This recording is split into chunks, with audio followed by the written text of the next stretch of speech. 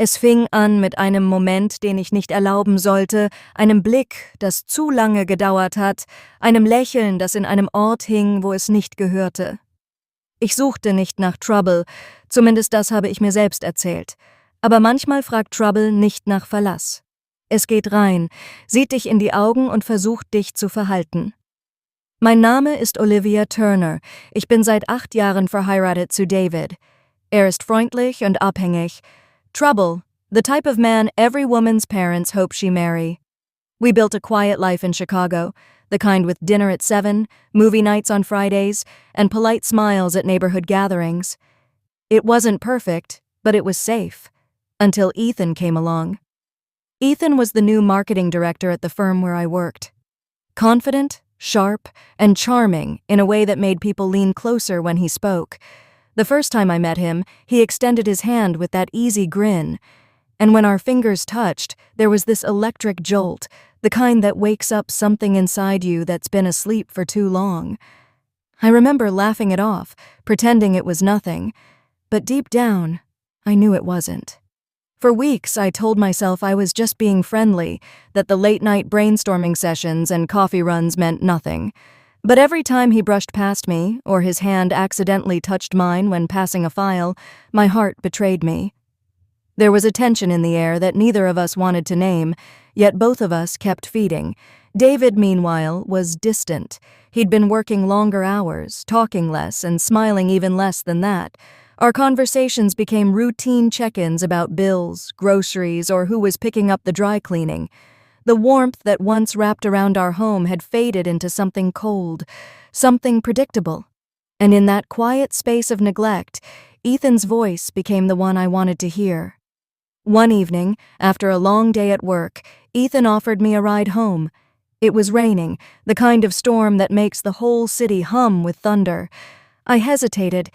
My conscience whispered that I should call an Uber, that this was crossing a line. But when I looked at him, soaked shirt clinging to his chest, rain dripping from his hair, I forgot every reason I had to say no. We sat in silence as the rain tapped against the windows and the city lights blurred outside. When we reached my street, neither of us moved. He turned to me, eyes dark, voice low.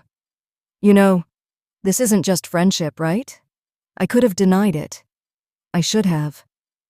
But instead I whispered, "I know." The kiss that followed felt inevitable. It wasn't wild at first. It was hesitant, careful, as if both of us were waiting for the other to stop. But he didn't stop, and neither did I. Every bit of guilt melted away as our lips met, replaced by something intoxicating and dangerous. I knew the moment I let him in, everything would change. That night, I lay awake next to David, staring at the ceiling, replaying everything in my mind. I felt torn between two worlds, one built on loyalty and routine, and another built on passion and risk. Every time David shifted beside me, I felt a pang of shame, but also a thrill I couldn't explain. Ethan had awakened something I didn't even know. I'd lost the feeling of being wanted, seen, desired. Days turned into weeks, and what started as stolen glances turned into secret rendezvous. We'd meet after work in quiet corners of the city where no one knew us. Sometimes it was a coffee shop downtown, sometimes a quiet drive by the lake. There was laughter, whispered secrets, and the kind of closeness I hadn't felt in years. But secrets have a way of demanding attention.